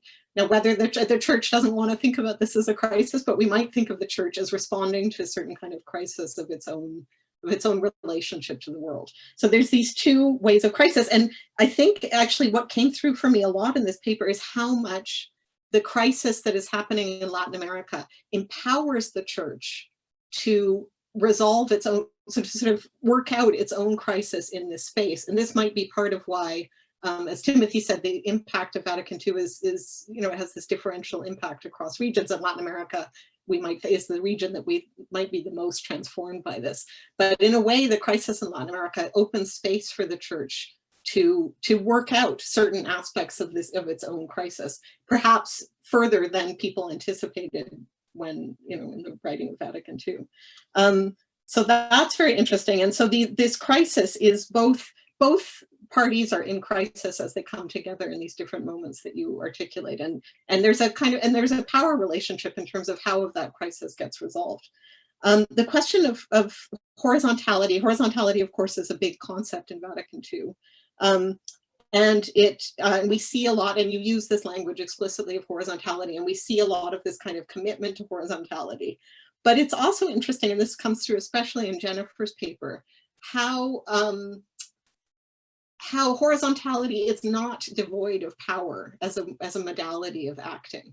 So horizontality requires, and we can think even of the mendicants that came to Latin America at the beginning of the conquest, and their modality was also quite horizontal in some ways, in the sense that they kind of extended themselves out across the earth and extended the word out across the earth, right? So there's this sort of interesting retaking up of this non-static, one of your papers rejects stasis. So there's this sort of non-static church in motion that is actually a very old church as well as a new church. And so that I think this question of horizontality we really see, and it requires, and we see this in Jennifer's paper, the clearing away of obstacles, so that all these saints and all of this kind of elaborate architecture and the spatial politics of those churches, of those religious spaces, has to be kind of cleared away for this horizontality to work, for this kind of horizontal motion to work.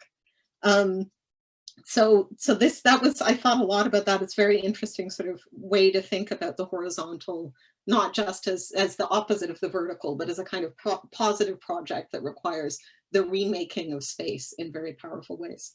And finally, community, the idea of community. So in some sense, Vatican II is it decides to reclaim the living tradition of the community as a source of religious renewal and in some sense, resolution of this crisis. but the question comes up then, what is the community that is the owner of this living tradition? And there's a kind of tension here between the notion of the church as the community of God and community, which is a concept that already exists as part of the living tradition of the community and doesn't necessarily mean the same thing as the community of God. And so I think in those moments when there's a kind of, and Jennifer's case again is where we see this most clearly, there's a real contentiousness to the idea of community and of being in the community and getting to be part of the community. And we see that too in yours, Lucia, I think. But there's a kind of tension there because people already have a community and they have an idea about how it is bounded and what its connection to Catholicism is. And that might be a little bit different than the churches. But there's a kind of misunderstanding there that I was thinking about in terms of, I'm an anthropologist, so this is an anthropological concept, the idea of partial connections, which is a concept that Marilyn Strathern develops, but Donna Haraway describes it as the idea that two is too many, but one is not enough. So there is not two different ideas about community, but there's not one idea about community either. And a lot of the kind of misunderstandings and tensions emerge out of this negotiation of this partial connection between the communities that Catholicism helped form, but that are not the community of the church and the community of the church itself.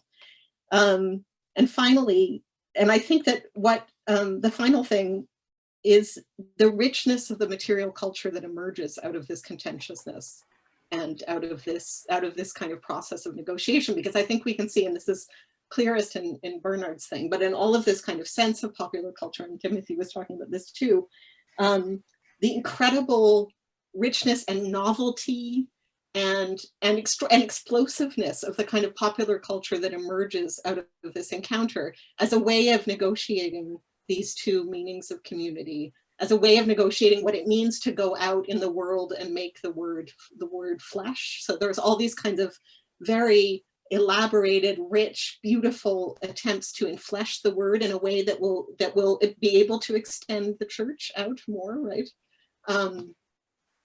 But yeah, that kind of explosiveness of material culture that emerges from this, which is not what we think of, again, necessarily as part of the sort of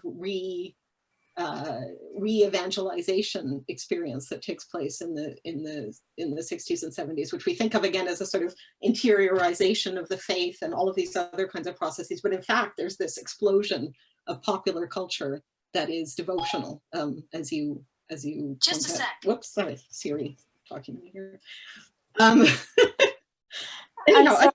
So I think that's Perdón, Carlos. Only un pedido. El final de la pregunta, de la reflexión sobre el sentido de la comunidad, ¿lo podrías decir en español? Es lo único que me perdí. Claro. Perdón. Creo que hay dos sentidos de comunidad que no son exactamente opuestos, para nada son opuestos, pero tampoco son idénticos. Y esa es la idea de las conexiones parciales, que dos es demasiado, pero uno no es suficiente, ¿verdad? Para entender la relación entre esas dos cosas, porque hay una historia detrás de la formación de las comunidades que es católica también, pero no es idéntica a la idea que tiene la iglesia de la comunidad como de la iglesia misma como comunidad de Dios, ¿verdad? Entonces, en esa negociación de qué va a significar comunidad en este proyecto de teología de la liberación, especialmente del Vaticano II, pero sobre todo en la teología de la liberación, surge algo súper poderoso que se manifiesta en la riqueza de la cultura popular que ustedes manifestaron, ¿verdad? Y incluir en la cultura, que es un intento de negociar el hacer carne de la palabra en estos contextos tan contenciosos, pero también tan productivos, ¿verdad? Diría yo. Bueno, no sé si podemos hablar. Gracias. That's sort of, I hope these are just my rambling thoughts, but I hope they make a little bit of sense. And thanks again, everyone. It was lovely to hear your presentations and lovely to meet you all. Thank you for inviting me to do this. Thank you very much, Carlota and Timothy, for your comments. Let's give once more the floor to the presenters, the panelists, and then we have already a lot of questions, I would say, and that you will have to answer. So if you can be brief in your answers now, so you can be brief again in your answers later. I just wanted to say I thought this idea of the explosive nature of these changes from Vatican II and liberation theology is really a powerful one, you know, and I think some of my students from my class are here, and this may be their first sort of exposure or first time really becoming familiar with some of these historic changes. And I wonder if we've fully captured that idea of the explosiveness. I think in response to Tim Matavina, that I'm always coming back to sort of the local and thinking, is religion only local? Is there anything other than the local? And the way that these global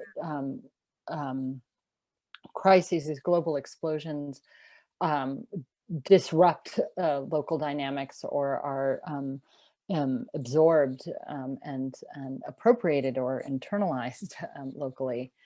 And I guess I feel, I just wanted to add that I feel like the sort of history of liberation theology has not really been fully told or even begun to be told. And there was a sense of the sense that kind of happened and then it kind of was dismantled or was died or failed, these different ways of thinking about it. But yet I think that explosive dimension that Carlota is talking about really impacted communities into the present in ways that we haven't begun to even quantify, qualify, measure, or approximate or describe. And I guess I want to say, I hope if my students, by the end of this history of the church class with them, like if they can sort of have a sense of that explosive power, right? That was created crisis, but also an incredible sense of transformative possibility. Then they will have, if they can understand that by the end of my quarter with them, that they will have begun to grasp it. So that's all I wanted to say, but I'll defer to my colleague. Thank you, Jennifer. Lucia, do you want to answer, please, the questions? Yes, okay. Thank you very much. Gracias por las preguntas, abren, ¿no? Me parece que distintos caminos para seguir reflexionando sobre un tema de investigación que yo quiero contar que para mí es incipiente. De hecho, no fue el tema de mi tesis doctoral, sino que estoy empezando, ¿no? A trabajar sobre todo en este periodo y este problema. Me gustaría, y aquí por ahí Gustavo sí te pido, no ayuda, pero para saber si estás de acuerdo, hay un punto, me parece importante, y hay una diferencia en cómo las modulaciones de la teología de la liberación en Argentina, ¿no? Con la teología del pueblo, la pastoral popular, y ahí hay una diferencia, me parece clave, cómo este movimiento tercermundista de sacerdotes sí lleva a cabo y adelante una revalorización de la religiosidad popular. Yo no sé si vos estás de acuerdo, Gustavo, pero me parece que es un punto que en Argentina se diferencia por ahí del resto de los países latinoamericanos, y cómo fue esa experiencia de la teología de la liberación. Aquí el catolicismo tercermundista fue liderado por el clero, de alguna manera. Liderado no significa que no haya habido otras experiencias desde el laicado, pero de alguna forma esas modulaciones llevaron, y porque también hay dos puntos, creo, que es esa revalorización de la religiosidad popular, pero también porque estaba el peronismo. Aquí pasó el peronismo y la lectura de lo que era el pueblo, del acercamiento al pueblo, y del pueblo en el centro de esa, digamos, teología, estaba cruzado también por la experiencia peronista, ¿no? Entonces, me parece que, bueno, hay ciertas particularidades que son interesantes a veces de pensar en un contrapunto, pero por ejemplo yo leí todos los trabajos de Jennifer y a mí me sorprendía muchísimo ese impacto y las lecturas que se hacían y cómo había impactado el Concilio Vaticano II en las comunidades en México, por ejemplo, en la diócesis de Cuernavaca, cuando por lo menos, por ahí Gustavo, ahí vos podés interceder mejor, pero yo no tengo un registro que en Argentina haya ese tipo de impacto, ¿no? Digamos, en lo que eran las creencias y la religiosidad popular. Por lo menos en Tucumán, eso no...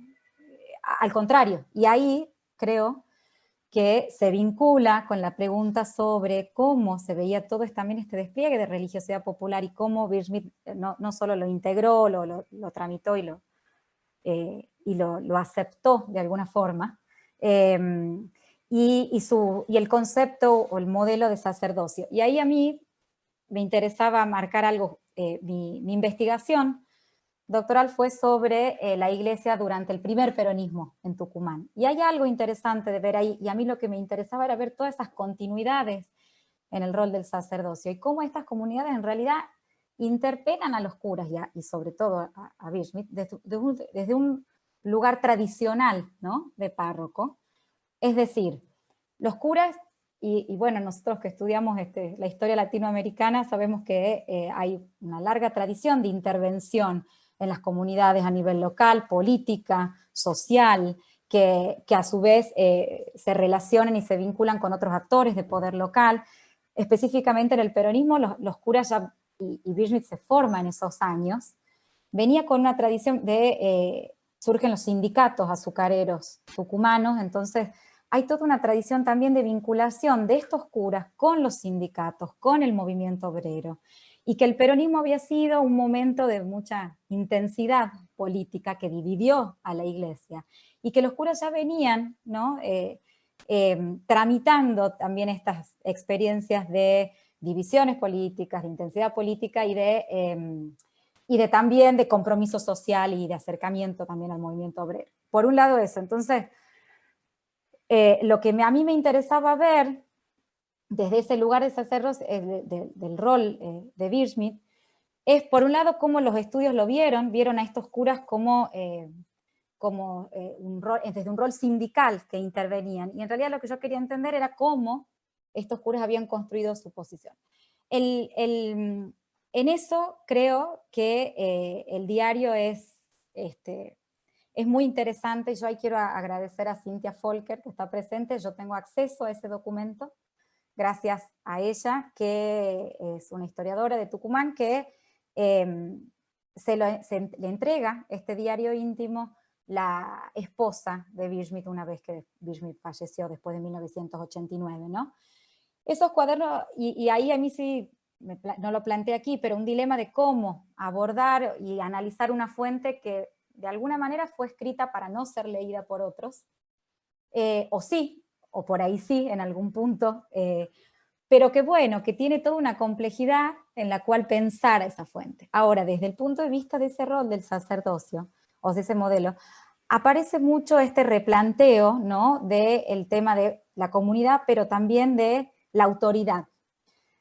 Y aquí hay un conflicto, porque por un lado se intenta abrir, o sea, en un momento dice en un pasaje del diario, tenemos que abandonar esta iglesia jerárquica y este modelo de sacerdocio jerárquico y unirnos al pueblo, vivir como ellos, es decir, pero al mismo tiempo hay una crítica a la autoridad de esa iglesia jerárquica, pero al mismo tiempo creo yo que y aquí viene la idea de la horizontalidad, se fomenta y se propicia una horizontalidad, digamos, en esa práctica comunitaria, pero también se refuerza esa autoridad clerical, ¿no? O sea, de esta experiencia en realidad lo que se fortalece es esa autoridad clerical, la figura de los sacerdotes en las comunidades locales, y eso no se pone en duda, no se pone en disputa y no se cuestiona de alguna forma, creo.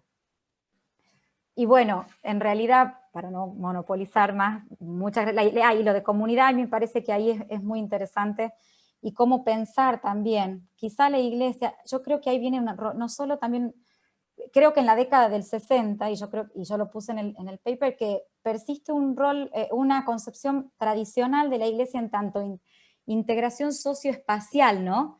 De personas que no se eligen entre sí, pero que están integradas territorialmente alrededor. O sea, el concepto, creo que lo territorial es muy importante para entender esa idea de comunidad de la Iglesia, por lo menos en esta comunidad, que lo territorial, y que eso ha persistido hasta la década del 60 y que es una noción muy tradicional de la Iglesia, tradicional y de siglos de la Iglesia Católica, y que lo que cambió en los 60, quizá en las metrópolis, en ámbitos urbanos donde a veces, para esta época ya se habla del fin de la civilización parroquial, ¿no? De alguna forma, y cómo se fomenta en realidad la asociación la iglesia tiene que salir de la parroquia. Yo lo que veo acá es que esa noción está presente en los 60, más tradicional. Perdón, bueno, muchas gracias y no sé si pude responder algunas cosas Gracias. Muchas gracias, Lucía. Bernard. No te escuchamos. Thank you. Yeah, I'll try to try to respond in a succinct manner. So I've been working on this for quite a number of years, and my entry point is always music or expressive culture. And I have these, I've been collecting these LPs to try to piece together map connections.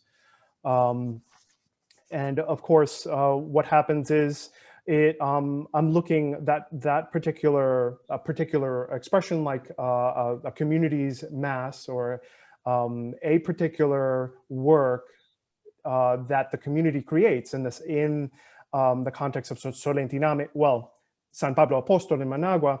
I then work backwards to try to figure out, to try to understand the community and to try to understand how the community came to be.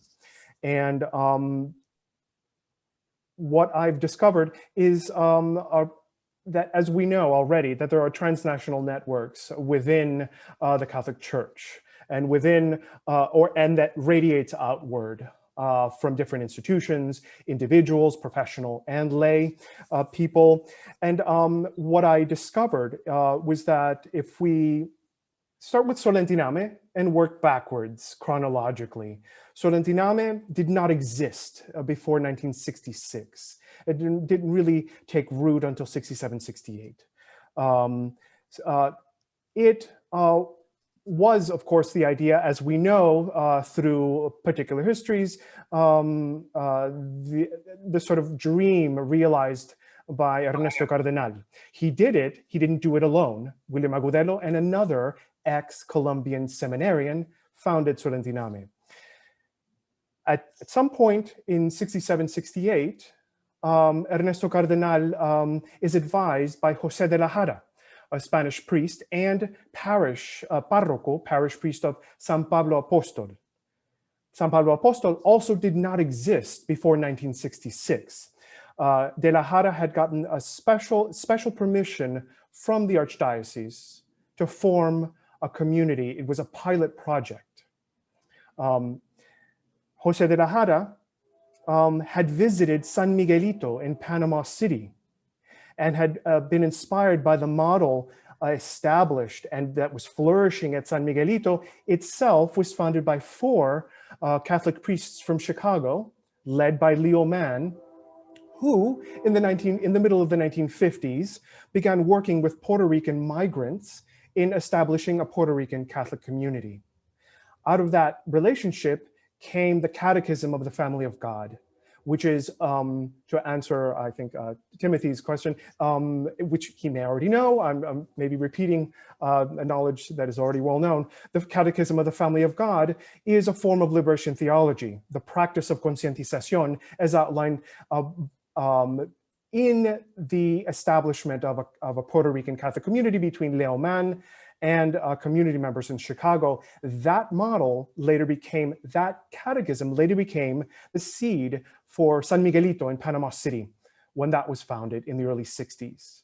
De la Jara discovers San Miguelito, Spanish priest in Managua, who founded San Pablo Apostol, later uses that model and takes his community members to San Miguelito to see it in action. And as a community, the San Pablo community, decide that that is the way forward.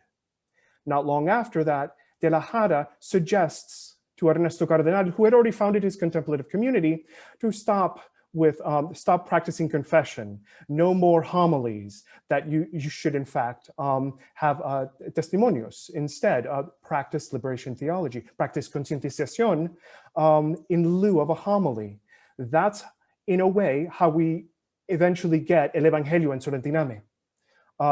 Those transcriptions were in fact had begun years before, and at least one of them appears in the newsletter that I quoted at the beginning of my paper, that we see the first sort of inklings of what's going on at the popular level at Solentiname. So I'm looking at this sort of what I call a movement. It may not be a movement, but this transnational exchange of knowledge and ideas initiated by clergy, but in fact embraced by the communities that they helped to found. And I wouldn't call De la Jara or Cardenal leaders. I don't know that they considered themselves leaders in the sense that we understand a very sort of fixed hierarchical process. But I maybe just to end with, the masses are all part of this. Music introduced into the liturgy is all part of this, either as paraliturgical or liturgical music. And it begins in Chicago with Leo Mann, with the parish or community that he helped to build.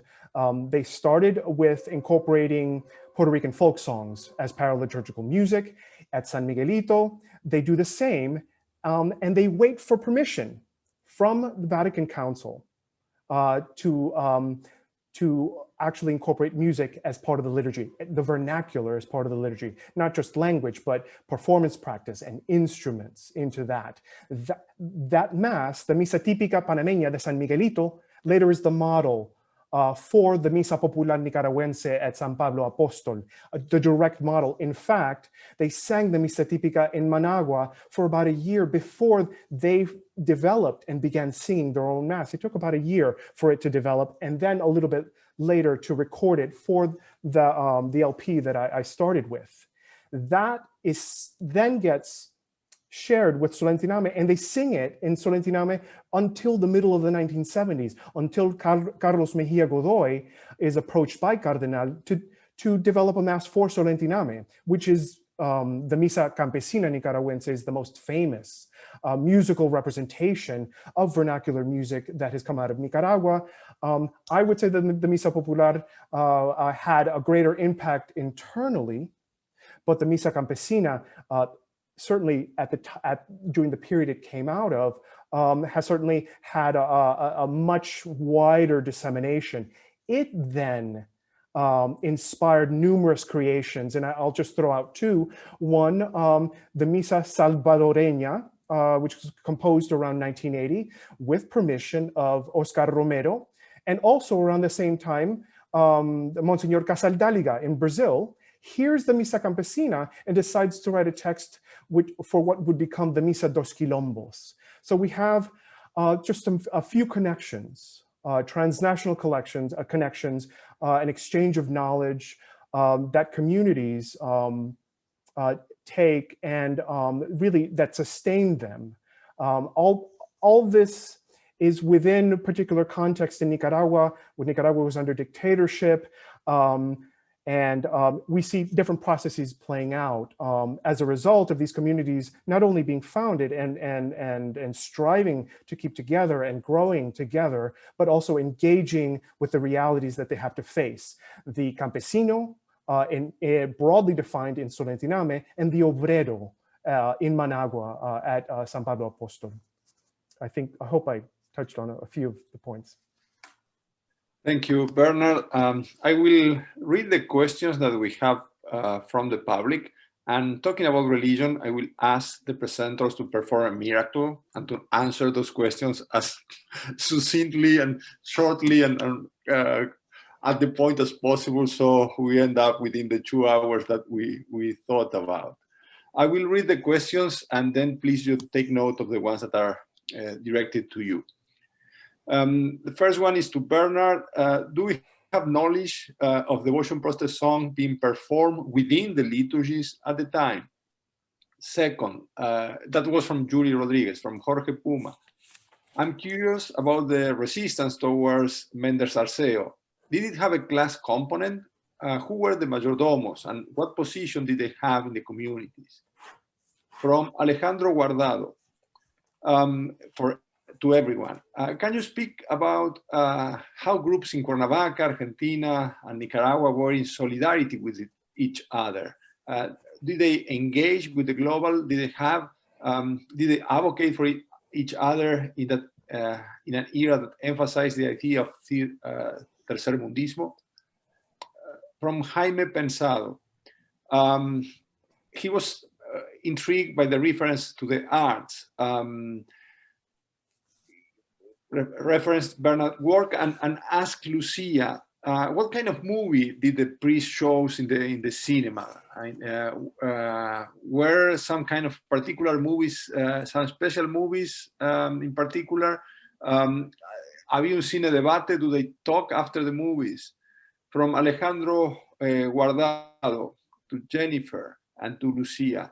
Can you speak about how groups in Cuernavaca, Nicaragua and Argentina were in solidarity with each other? Kind of a similar question that we have before. How did they continue now to engage with the global? From Robert Mackin to Jennifer. Don Sergio's remodeled the cathedral, moved the saints, and that upset many people in the diocese. Did the communities came to change their views of the bishop later, or did Don Sergio relax his views about images? From Teresa Torres, to some extent, she answered the question before, because she said that there were a lot of people. She attended the funeral. There was a lot of people, indigenous, working class, middle class, gathered to show their respect. And her question is if, to some extent, there was some role of gender of if you Jennifer has studied the role of gender in the impact of these Mendes Arceo measures regarding the saints. And all of the people who interview in the chat, and more than the ones that I've read, are very grateful to the presentation of the three of you. So let's start with Bernard. So you ended up, so you can start now. Oh, okay. I think I'll just address quickly the issue of the protest song within the liturgy. The masses, so the Misa Popular, that is part of San Pablo's community, and then later, years later, the Misa Campesina at Solentiname have their texts that in various ways resist or protest the realities that the community has to face.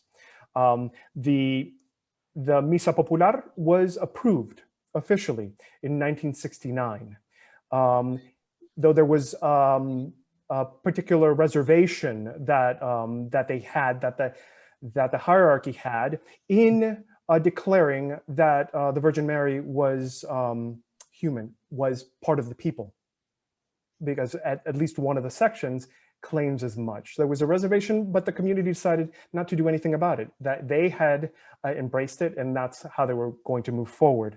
Later, the Misa Campesina is what I call a newly created text. It departs noticeably from the liturgy, and it was never approved. To this day, it has yet to be approved by the institutional church, yet with special dispensation, it might be heard on particular occasions within the context of the of a liturgical celebration in church.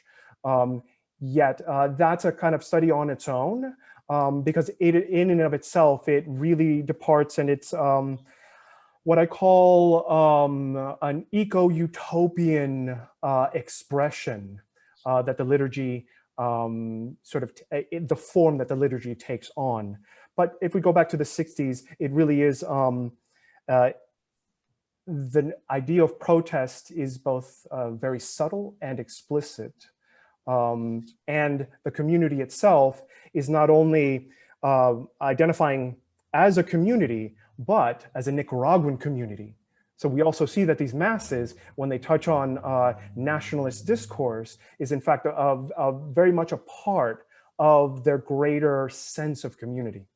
I'll leave it there. Thank you. Lucía.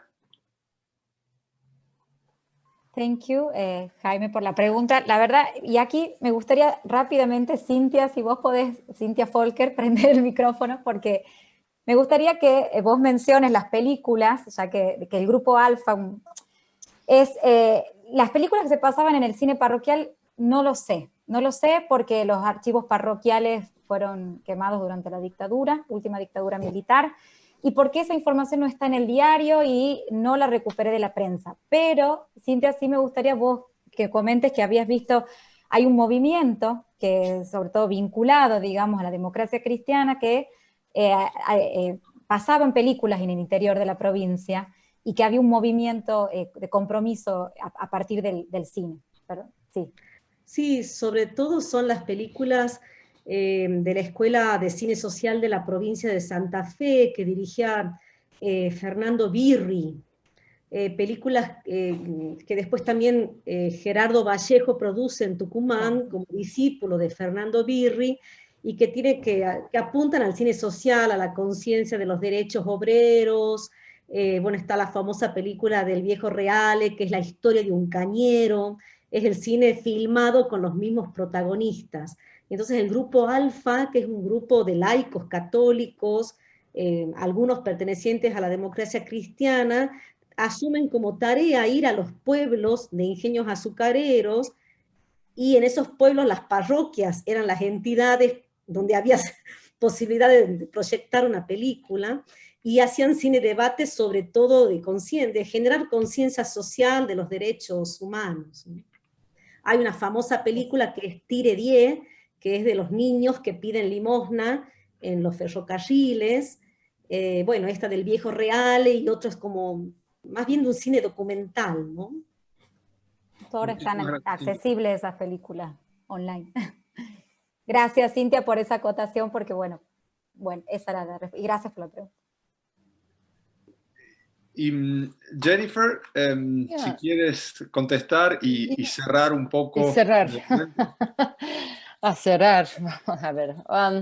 I have read the questions in the chat, and Teresa Torres, I think, really has provided here a sort of trajectory of liberation theology and Vatican II. And I think what happens in the Diocese of Cuernavaca sort of reflects some trends across Latin America, that, this original apprehension about popular religion, that popular religion was oppressive to people, that it was trapping them in oppressive structures of dependence and passivity.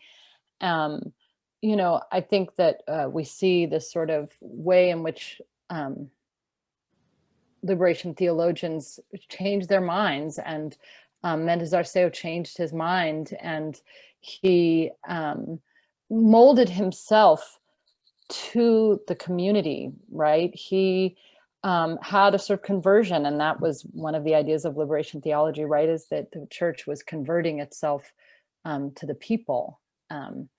And so I think Teresa really, I'm grateful here, has sort of mapped that, and how US Latino theologians then came to center popular religiosity, right, in their ways of thinking. So, but maybe Gustavo, you want to bring us home.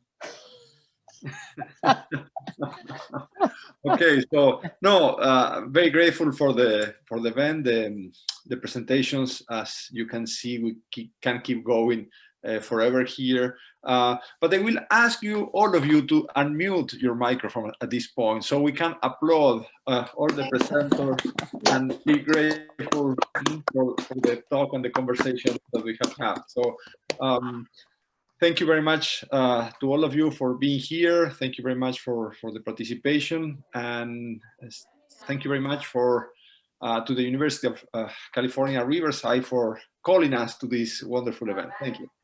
Thank you. Have a good night. Thank you. Thank you very much. Thank you, everyone. I just want to quickly mention that we've been recording the session and it will be available on the Center for Ideas and Society's website. I think that Catherine will be sharing the link.